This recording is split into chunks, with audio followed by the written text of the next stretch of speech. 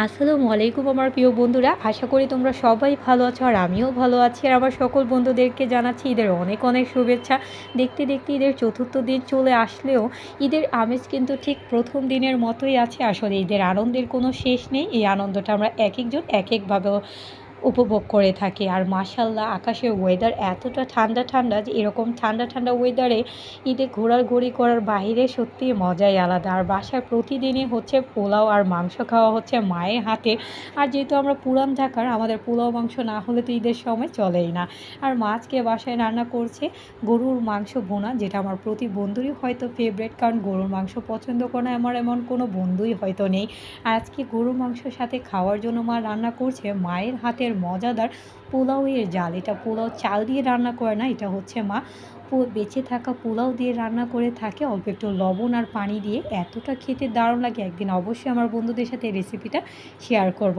আর বাসায় সবাই খাওয়া দাওয়া করেই হচ্ছে আমরা বের হয়ে যাচ্ছি ঘোরাফেরা করার জন্য, কারণ এই ঈদের সময় হচ্ছে বিভিন্ন রকমের বিনোদনের জায়গা থাকে ঘোরাফেরা করার। তবে আমার কাছে ছোটোবেলা থেকে কেন যেন ঈদের সময় হচ্ছে ঈদ মেলাতে না আসলে ঈদটা কেন যেন ইনকমপ্লিট লাগে।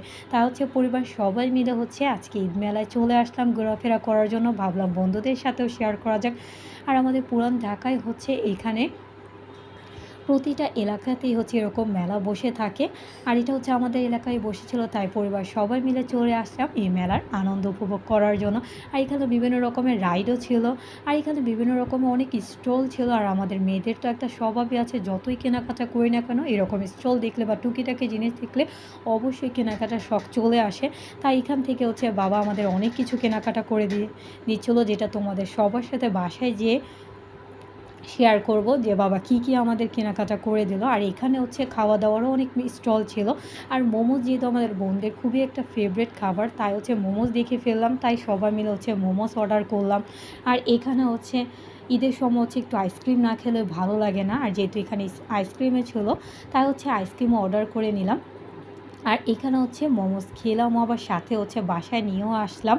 আর মোমোসগুলোর দাম এতটা ছিল, আসলে মেলাতে হচ্ছে প্রতিটা জিনিস অনেক দাম থাকে, যেহেতু ঈদের সময় এই 5টা মোমোসের দাম একদম হচ্ছে 100 টাকা ছিল, যেটা খুবই হাই ছিল। আর এমনিতেই হচ্ছে তো মোমোস এতটা দাম থাকে না। আর বাসার জন্য হচ্ছে নিয়ে আসলাম, খাওয়া দাওয়া করলাম। আর এখানে হচ্ছে মেলা থেকে বাবা সব সময় হচ্ছে এই মিচড়ে মোড়ালিগুলো আনবে, আর সেটা আবার একটা আনবে না, তোমরা দেখতেই পাচ্ছ বাবা 3 রকমের ভ্যারাইটিস এই মিচড়ে মোড়ালিগুলো এনেছে।